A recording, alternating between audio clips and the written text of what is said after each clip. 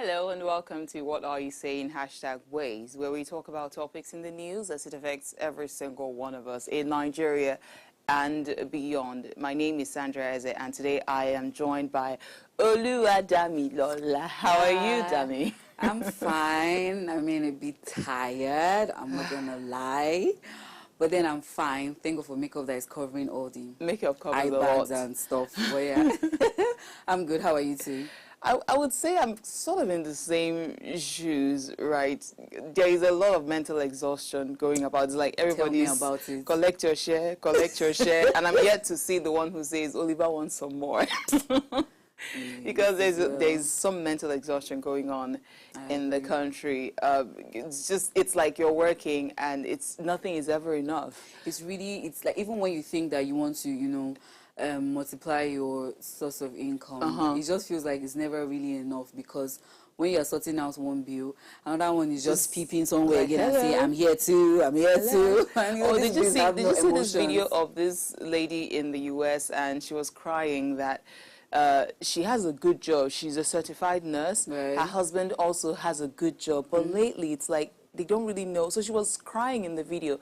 They have 2 kids, and for some reason, they have a good job. They're making good money, but the money they're making suddenly is not enough to keep them for the month anymore. And she's like, she doesn't know. And it's not like they have like a huge house. They live in a little ranch, according to her, with 3 rooms, a bath, and it's probably inflation, inflated markets, and cost of living has definitely gone up.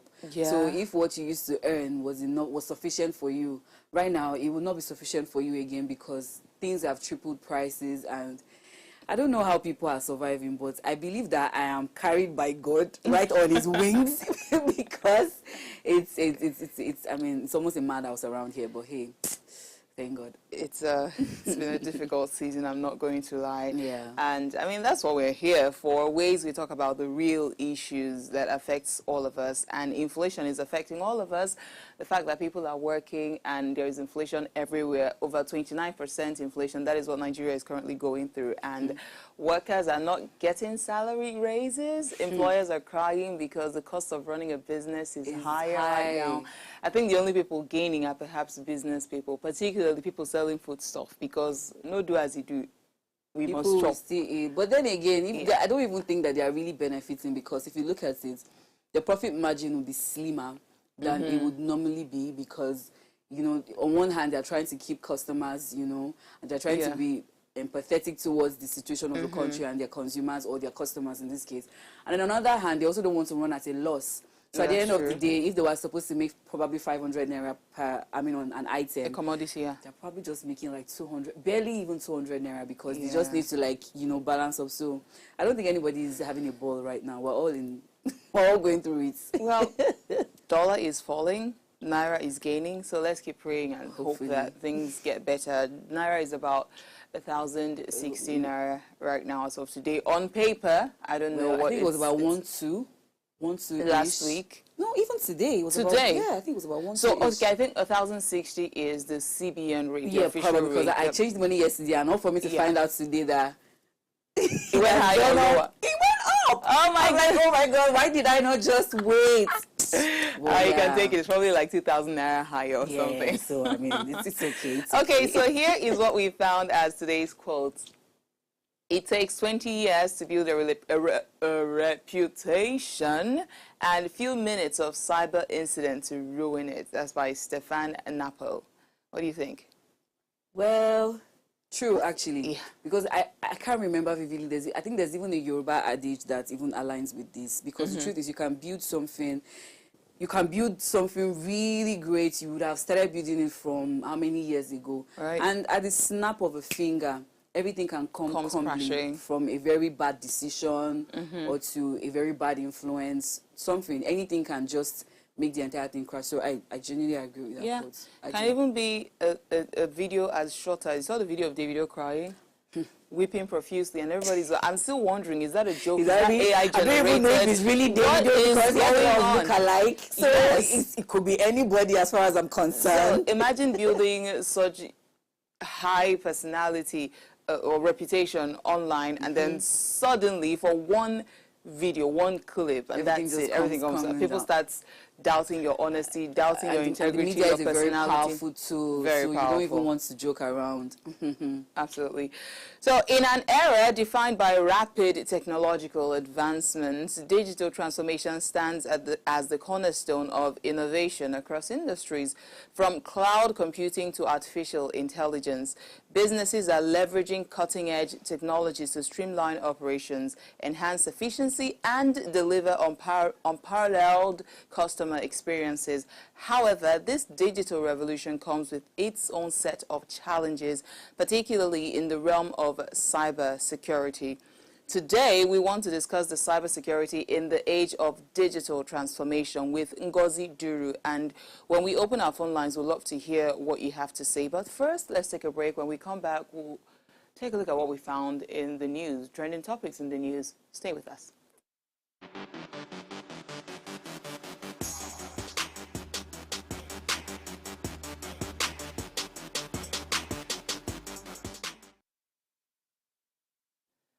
Welcome back. This is Ways.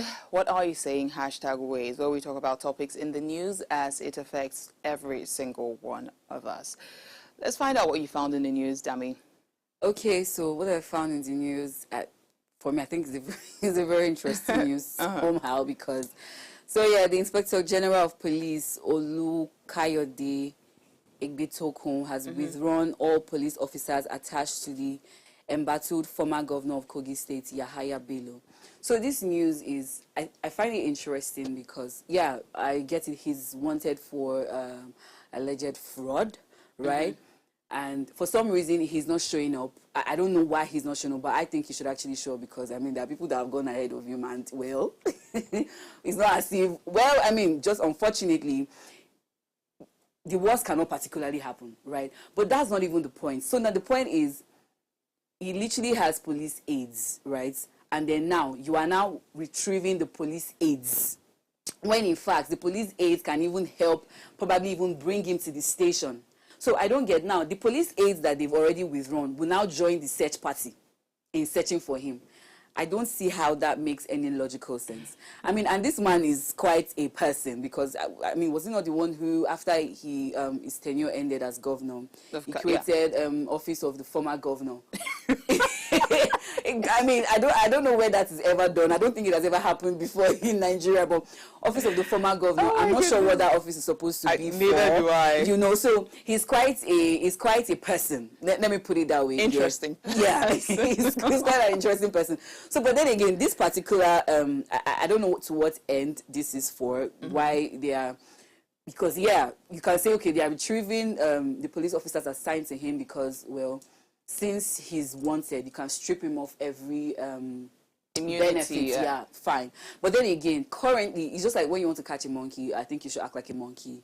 You get, it's just, I don't know, it's just logical, it's just a rational thing to do. So, but in this case, when they are now retrieving the police officers assigned to him, I don't see how it then makes any sense that they will now go and join the search party and now be looking for the person that they were already assigned to before. But I believe that the IG of police has got it all covered, and he has the situation under control, and whatever this decision is, I would like to believe that it's for the best, actually. So that's what I found in the news for us today. Bello. I'm watching to see how EFCC is honestly not smiling these days. I'm watching to see how they have a lot of cases in their hands. There is Better I Do, there is Yaya Bello, there is Bobrisky, there is even Cubana Chief Priest, which is my story for today. Now, oh my God. You remember the joke about the BSc lawyer and the LLB lawyer? How it is believed citizens of the internet, we call them netizens, how they would say that Bobrisky hired a BSc lawyer. Right? And Cubana Chief Priest. Or LLB. Because tell me how there's a clear footage of you spraying Naira notes and you go to the court and you're saying not guilty. How do you do that, honestly? But somehow he pleaded not guilty and the court granted him 10 million naira bail. 10 million naira bill, yes. And now I don't know if part of the condition is for him to be a spokesperson for the EFCC. But guess what Cubana Chief Priest is doing right now? His full name is Pascal Okechukwu. Yeah. So a few days after he was granted bail, he's coming out to tell Nigerians, don't run when the EFCC comes for you. I'm like, excuse me, sir, who made you a spokesperson? He's just trying to patronize them, in my opinion. I don't even know. Maybe because he'll still go back to court and whatnot. Yes, so he's just trying to be on their probably good books. I don't know. But I think I'll read out what he tweeted. He said, the eagle will always, EFCC is symbolized with eagle, the eagle, yeah. The eagle will always fly so high to catch you wherever you hide. No need to run when at official EFCC invites you. Just pull up and answer them. They don't bite, they don't beat, they only investigate and prosecute. For their cell bed day. Toilet and bathroom day. Even breakfast, lunch, and dinner is served. So tell me, why are you running? How long will you run? Now, big man location EFCC be. For me, it's a status symbol. My question is, if it is a status symbol, why did you not plead guilty? So you enter that jail or wherever it is and stay there and leave the big man status symbol. It's that easy, isn't it? I mean, I agree with you, but then again, I think that it was actually good that he actually pleaded not guilty as opposed to Bobrisky, who pleaded guilty, because for one, Bobrisky is not the first person they've been spraying money since the world existed, or since something. I know Nigeria as a country. That's been the trend. It's not today. They've been spraying money, right? So when you say naira mutilation, or naira abuse, it should be probably you were caught, or there's a video of you stepping on it, or something. tearing it, rolling it, or just malhandling it, basically. Right. But in this case, there's no proven video.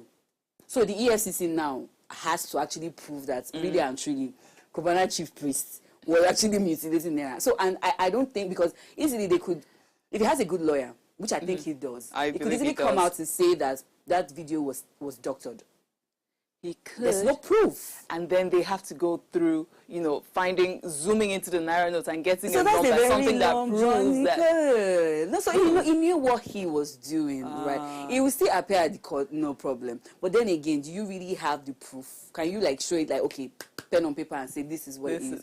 No, they can easily say it was doctored. They can say, oh well, they were just spraying money. It's not as if they were tearing it or mutilating the naira in this case. Well, yeah. The fear of EFCC is the beginning of wisdom. People like Portable has come out to cry and beg EFCC, just in case you find any video of me abusing the naira, just have mercy. But it's actually good, because these days, since the Bobrisky's incidents, people are not spraying money again. No. They are now either doing transfers or in bundles. They just give it to you in bundles. But not, whether in weddings, any party, even in the club, people are not spraying money again. I'm like, oh wow, so Nigerians can fear. Yeah, sadly, Bobrisky is the scapegoat. So before we wrap up on what we found in the news, I'd like us to talk about Tunde Onakoya, who is currently in Times Square, New York, trying to break Guinness World Record for the longest hour playing chess. Yes, as at so far right now, I think it's 50 hours I think so. He's almost done, because I know he'll be done tonight. Yes, tonight. Yeah. Actually, I think he should be close to finishing. Yeah. He should be close to finishing. So, and he's also trying to raise, I think, $1 million so he could, help with education of some of kids in West Africa. So we're just saying that, Tunde, we're rooting for you. We're joining We're joining all of Nigeria to say, go, go, go. You can do it. Go Tunde. I mean, I even learned that, I think some hours back, he had a health condition. Oh. He was throwing up so much, and I think he was having stomach pain or something. And they told him that he can actually just, stop it. It won't be a failure, to be honest, because he attempted it anyway. But then he says no. Have you tried playing chess? It is a lot of brain work. He's not going to stop. He says he's not going to stop. He's going to do it for these children that he actually needs to do it for. So I'm really rooting for him, and I'm praying that God grants him ultimate success. Imagine played 167 games so far. And that's also a big shout out to everyone who has volunteered to play with him, because chess is fun when you have volunteers that you literally see people queuing up to just have fun and encourage him and whatnot. So, and plus the fact that it's a cold season right now. It is. Yeah, it's almost the ending of winter, beginning of spring, so it's still quite cold in New York. So big ups, Tunde. We're really rooting for you. And that is how we wrap What's in the News segments. Up next is we're going to be talking about cybersecurity. Yes, that is our topic today, and we will be joined by our guests. Stay with us. We'll be right back.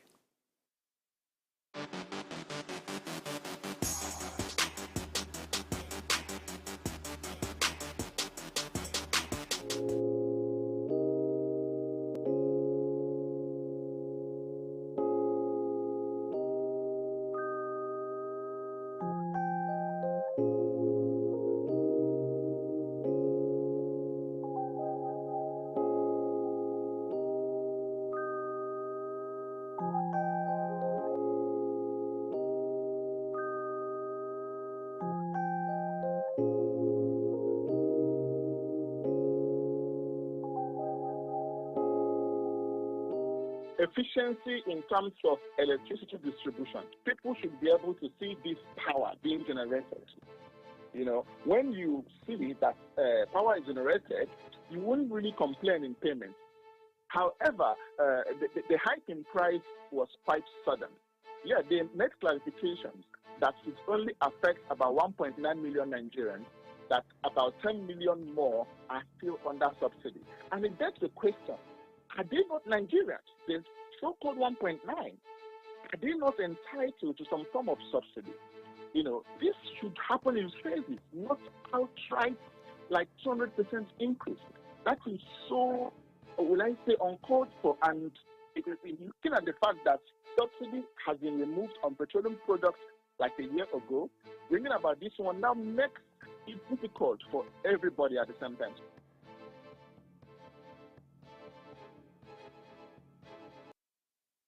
What has happened to the band A customers is that the tariff has been adjusted to reflect the cost of the service. So let's even price the commodity properly. I mean, there is a conversation around whether electricity is basic amenity or utility, or whether it's a commodity.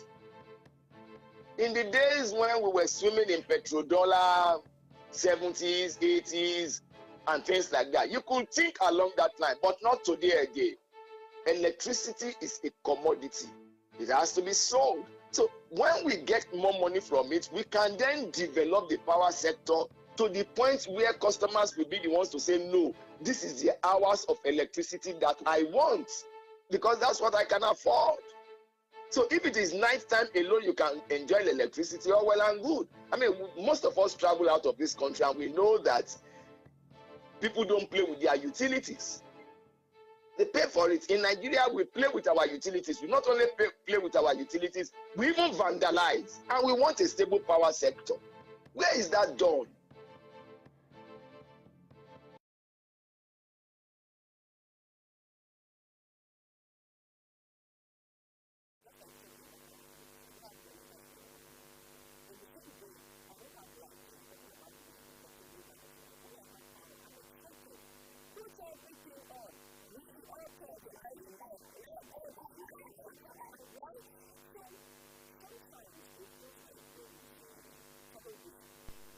Around the challenges and the realities, then you just pick one minute part of it and you hold on to it. It doesn't say that the thing you said is not valid, but there's context, right? So the challenges that we're facing today, we've kicked the can down the road for so long. Everything has now come to roost all at the same time. Plus subsidy on power, plus electricity, plus exchange rate. So the Nigerian consumer, let me not say the poor Nigerian consumer, the Nigerian consumer right now, we need to breathe.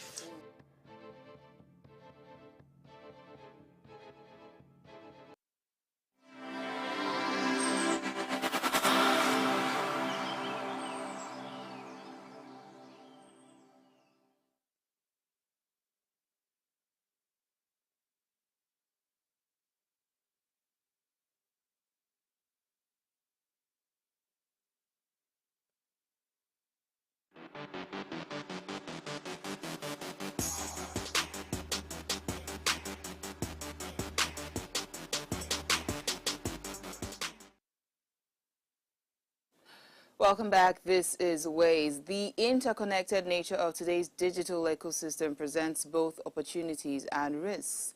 As organizations embrace digital transformation to stay competitive, they are also exposing themselves to an ever-expanding array of cyber threats. From data breaches and ransomware attacks to phishing scams and insider threats, the cybersecurity landscape is more complex and dynamic than ever before. Cybersecurity in the age of digital transformation is a complex and evolving landscape that requires organizations to adapt and innovate continuously. By prioritizing cybersecurity as a core component of digital strategy, businesses can harness the full potential of technology while safeguarding against cyber threats. In doing so, they can build trust with customers, protect their reputation, and ensure long-term resilience in an increasing digital world. So today we are discussing cybersecurity in the age of digital transformation. So please, let's hear what you have to say. Remember, you can join the conversation by sending us a message or WhatsApp message to 08180384663. That's once again 08180384663. The number is right there on your screen, so take advantage of that. Ngozi Duru is a seasoned cybersecurity professional with over a decade of experience in the field with the passion of protecting digital assets. Ngozi has successfully implemented robust security measures for various organizations, ranging from small startups to large corporations. Throughout her career, Ngozi has demonstrated expertise in threat detection, incident response, and vulnerability management. She has led numerous security assessments, identifying and mitigating risks to ensure the integrity of systems and data. Thank you for joining us. Hi. It was quite, your profile is incredible. Yes, I agree. So tell me about your journey into cybersecurity. What caused the interest in cybersecurity? Yeah, thank you so much for having me. Thank you for joining us. I think my story is not the kind of story that create the buzz. It wasn't like a well-defined story. It was born out of coincidence. I've just always found myself somehow around this digital space. Okay. And then at some point, I needed to get into something different, something more challenging. And then coincidentally, I also was doing my PhD at the time. I just started my PhD at the time and had to do with something around security. And then speaking with a friend, and then people around me talking cybersecurity and all of that. And I decided, oh, okay, this is connected to what I'm doing already as a research thing. I can actually look into it and then see how it goes. And immediately I started, it made a lot of sense, and that is how I got to where I am. It didn't feel like rocket science to you? Not at all. Oh, wow. Very, very interesting. Yeah. So let's start with cybersecurity in the age of digital transformation. The world will say, most people would say, like, the future is cyber. The future is AI.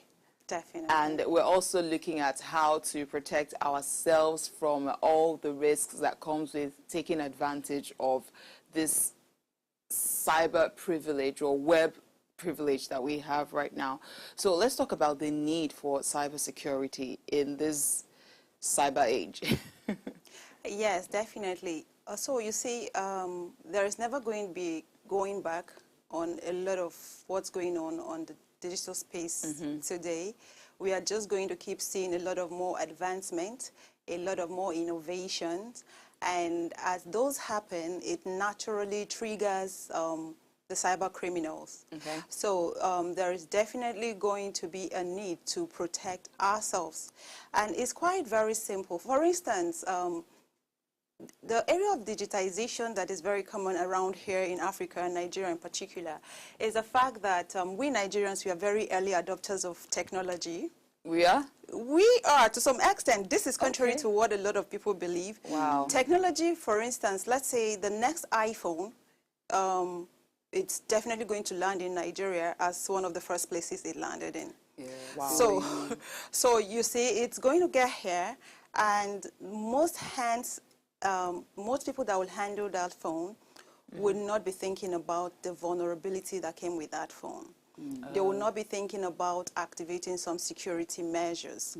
These devices and these technologies, they come with all this in store for us to actually activate, but we are not looking at them in that way. Again, thinking about digitization, you see, if you look around, I know before you walked in here, you saw a lot of POS guys. Absolutely. So there is this proliferation of the financial services. There is a lot going on around fintech. So you see, it's making the whole system actually needing security, because along the lines of this is also the need to secure all of this infrastructure. Yeah. I agree. Wow, amazing. So let's talk about Nigeria's cybersecurity landscape? What is the security system in Nigeria's cyberspace? Is it very secure? Because there's a certain increase in online fraud. And I'm not talking about Nigerian prince or the typical 419. Yeah. I'm talking about people getting access, randomly getting access to your BVN. And just making all that calls, giving you all the information that you know is only my bank that has this information. Even WhatsApp. Is it that my bank, yeah. Is it that my bank is porous? So what is the security system, cybersecurity in Nigeria's airspace? What is it like right now? Okay, that's a very interesting question. It's like saying, where are we? Right. Yeah. So the thing is, our maturity level, as it has to be cybersecurity, when it comes to protection, we're not yet there. Okay. In as much as we have the young generation who are fast developing, I mean, you know, initially it used to be just about viruses infecting a computer.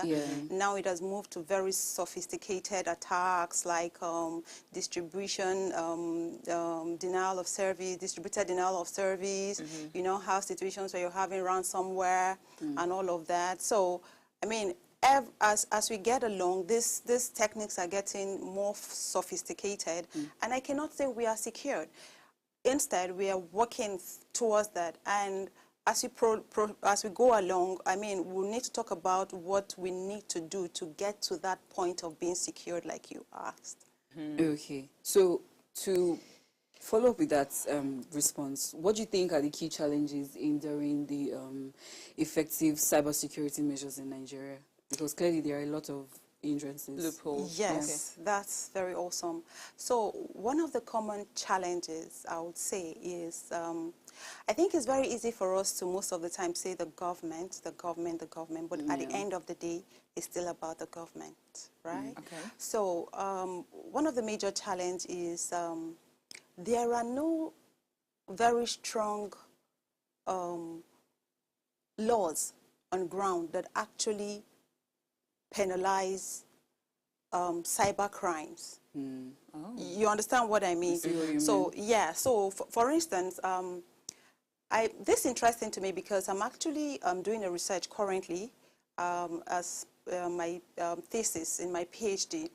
And I realized that, yeah, sometime in 2015, there was this law that it was actually a bill at the time, but progressed into being a law, the cybercrime law. Why that law is in place, I also realize and see that there are no structure in place for implementation and for enforcement. For instance, talking about data protection. So you see, in most other functional environments, you find that those are very tough. Like if you are a business that collect data, then you should have an established way of letting me know if in case there is a breach. I should know that there has been a breach. Not just that, the public should also be aware there has been a breach, and then you are going to also be saying what you'll be doing to, mitigate against all of this. But these are kind of structures that we exactly do not have.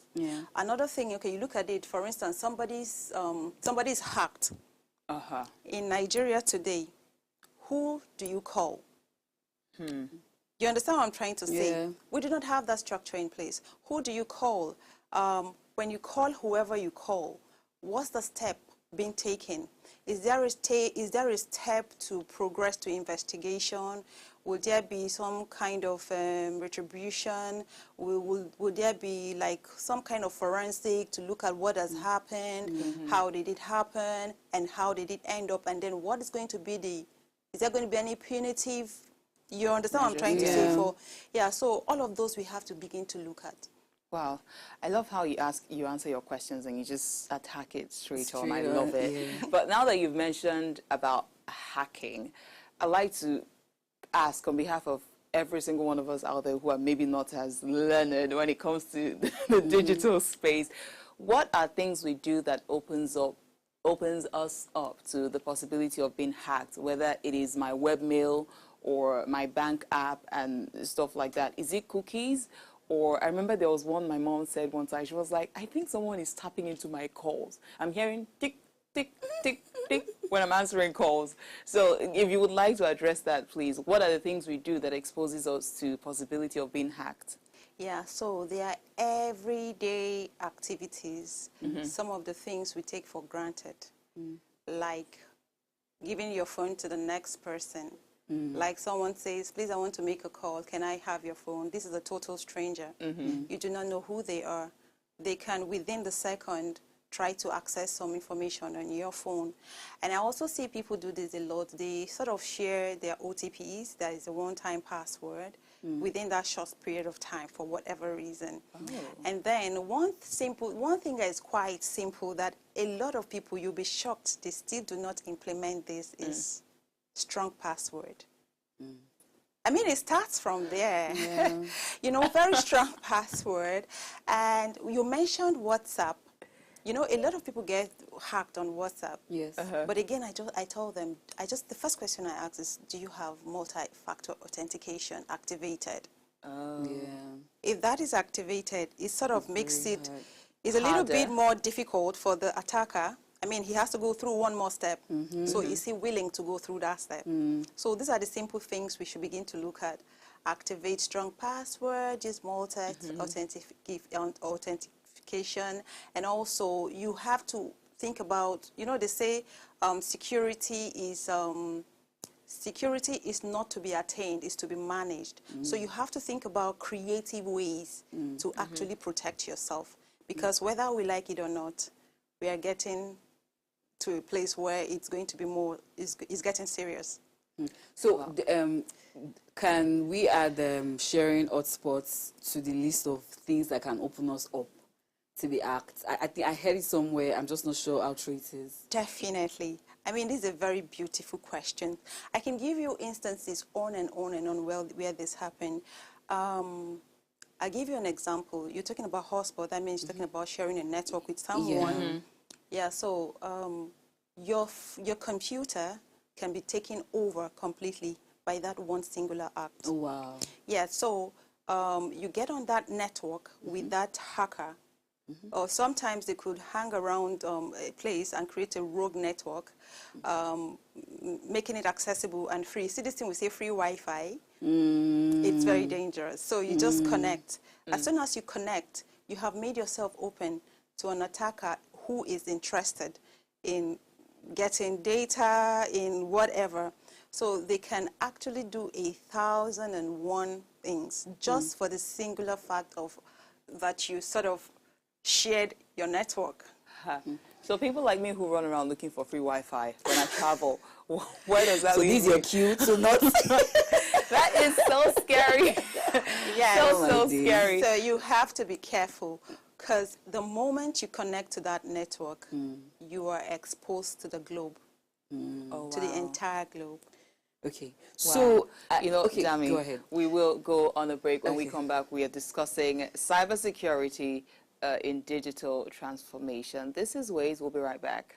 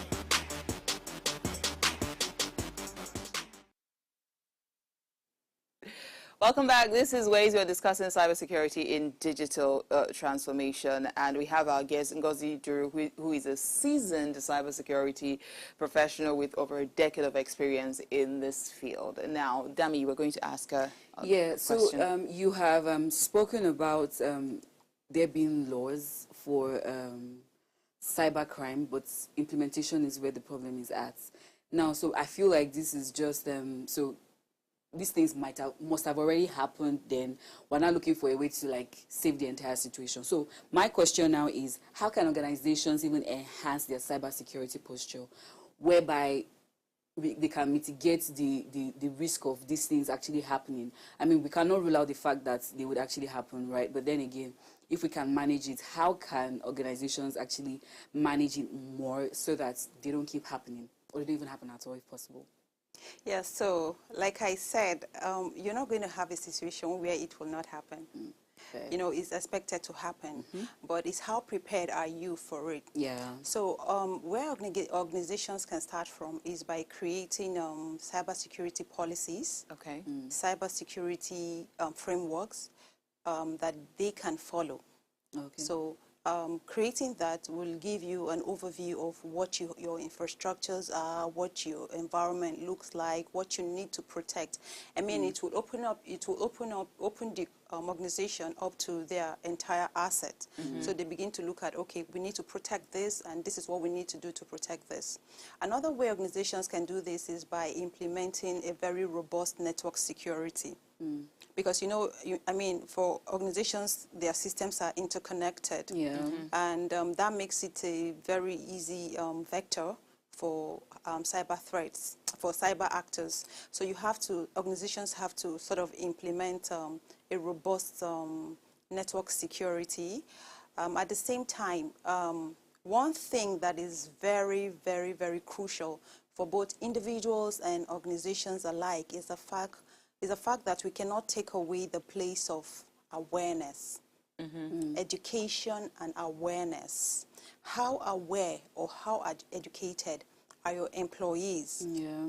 You know, it's said that oftentimes human beings in the organizations, they are like most of the time the first line of defense.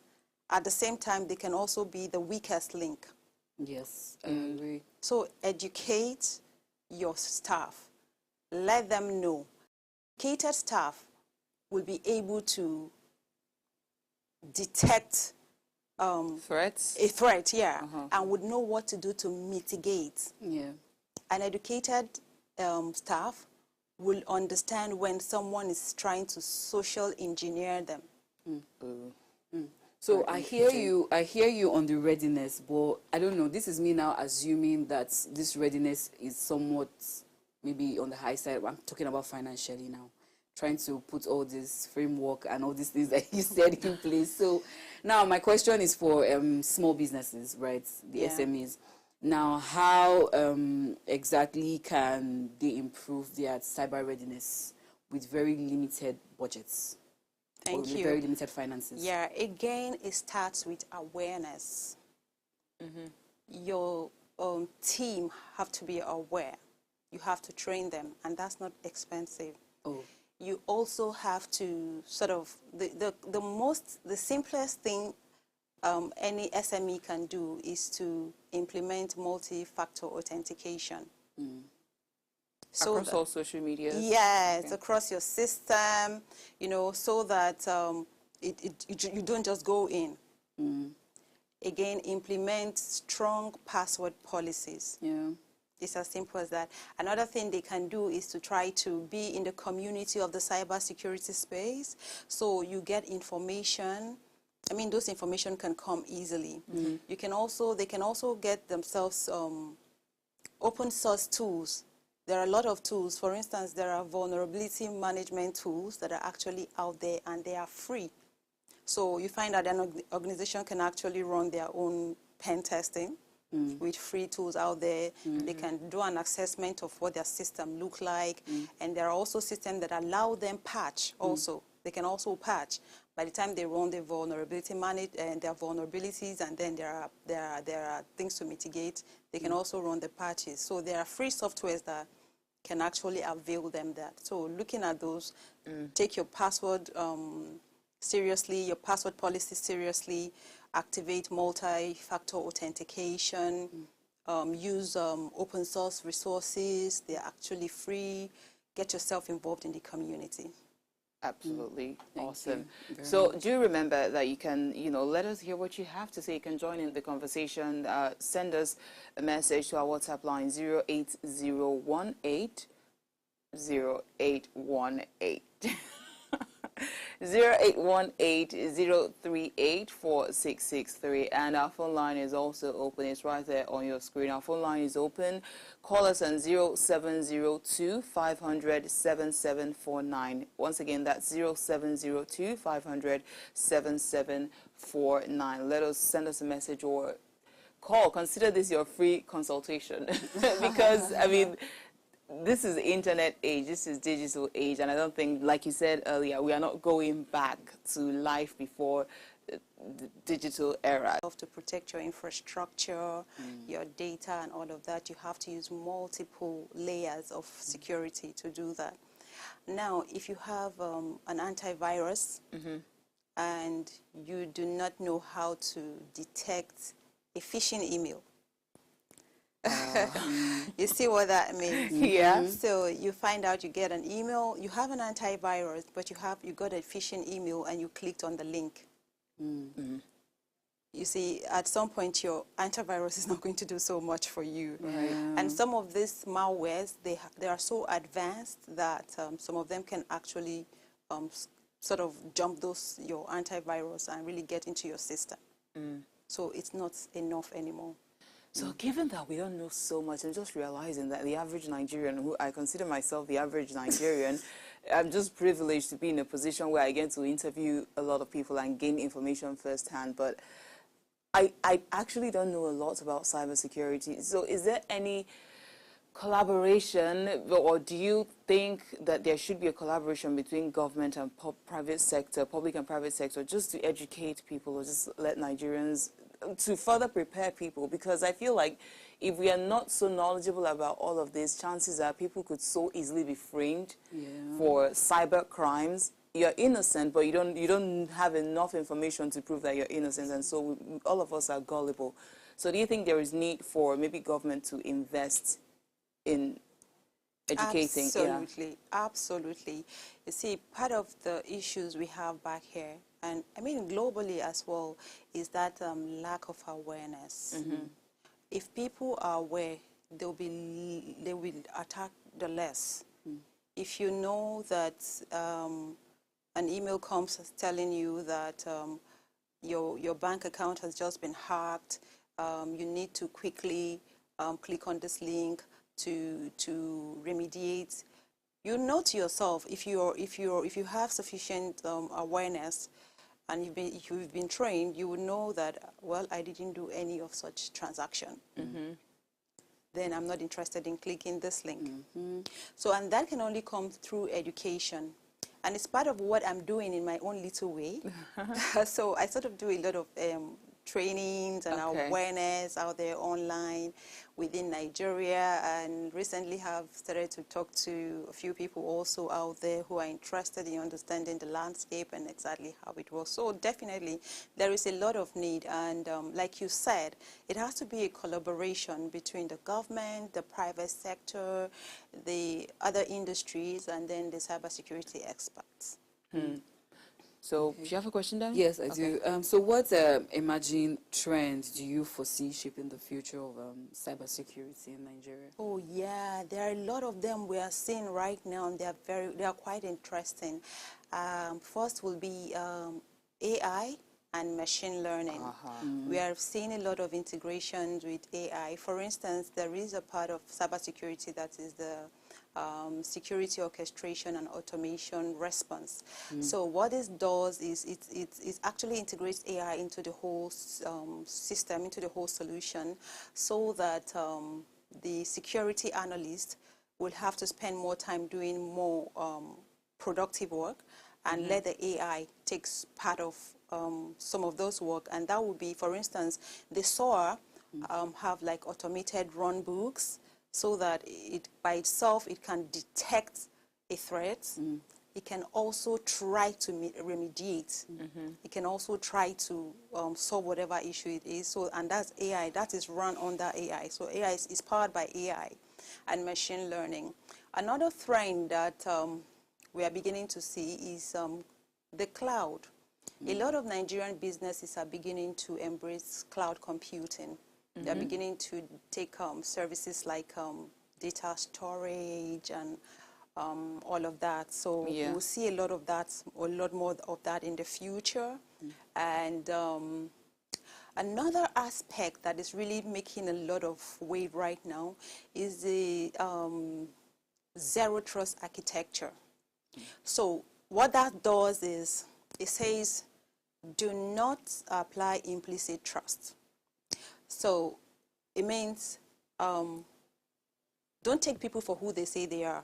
Yeah. Oh. So, so if we bring it down to an organization's environment, an organization system, for instance, to give access to an employee to do their daily roles at work, they have to go through a system of verification. They verify who they are. They verify their devices are supposed to be signing into that. So, and they are given access. They are given access, but they are not given access to the entire system. They are given access to a chunk of what they need to do. If they need to access another application, they need to re-verify. Oh, wow. So it's not you coming and that's it. No. So for every action you take yourself, I mean the user, the device, I mean the device has to be checked for health checks and all of that. All of those verification has to keep happening continuously. So that's another thing we are seeing that's being taken seriously. That is the zero trust architecture. Well, that would make a lot of us develop trust issues in the workplace. But another thing that concerns me is the fact that I think this would mean that most companies or organizations will stop this trend of bringing your laptops to work, your personal laptops to work, or maybe even stop people from using personal phones. They have to create, like, this is a company phone. Every company transaction, if you want to log into our web mail, use this phone. Anything that has to do with the company, so that way it's easier to track manage, actions. right? Yeah. So that's another aspect of security. But again, it's not as easy as you think. Right. Yeah. So it's called BYOD in security, where you bring your own device. There are also security solutions. For that one? Yes. Okay. That help mitigate against some risk and threats that might come through that. But again, you are very correct. If it were possible, I mean, that is what we should be doing. The easiest way around it. Yeah. Okay, is there any further information you would like to give out to? Because me, I'm learning a lot. I'm learning a lot. I'm just telling sitting you. down here and taking lectures. I'm learning. I'm like, Sandra, it's it. Sandra, it's it. I'm just taking. Yeah. So yeah, if there is any other information that maybe we missed out on the questions, but you think it's very important and very vital that people know about it, you can tell us about that. Yeah, so is the fact that you are in charge of your own security. Avoid free Wi-Fi if you can. Sanzi. Stop calling my name. Oh my God. Because those are dangerous. I mean, your entire system can be taken over. You know, so, and we have to devise creative ways of protecting ourselves. And then a message for, I mean, some weeks ago, I and some of my colleagues, we made a trip to the NSA, that is the National Security Advisor, where we're going to profile some of these frameworks and all of that we should begin to implement. So I feel like we need to begin to have that conversation at that level. And it needs to be an ongoing conversation. Because we must not be left behind. We must also begin to look for collaboration within our country here and out there, with experts, with people who have this, with companies that have really gone ahead, so that we can begin to come up to speed with what's happening around the cyber world. Yeah, you think those companies will be interested in, investing in Nigeria, given the current economic challenges? Yeah. Oh, definitely. If we get to a point where we build up our digital trust, I mean, there's a lot of innovation that comes with it. And don't forget, we are a very smart people. We're tech savvy, that is true. Oh my, there are lots of technologies, innovations being pushed out there on a daily basis by our young Nigerians. Yeah. again, all we just need to do is to build digital trust. And you see, these companies will come running after us. Okay, thank you so much for joining us for this conversation. It's been a pleasure to have you here. Thank you. Very handy information. We've been talking with the seasoned cybersecurity Ngozi Duru. Thank you once again for joining us. Thank you. Now, before we go, do ensure that you follow us on Instagram at Wave Shows Africa and Official Upgrade TV. You can interact with us further.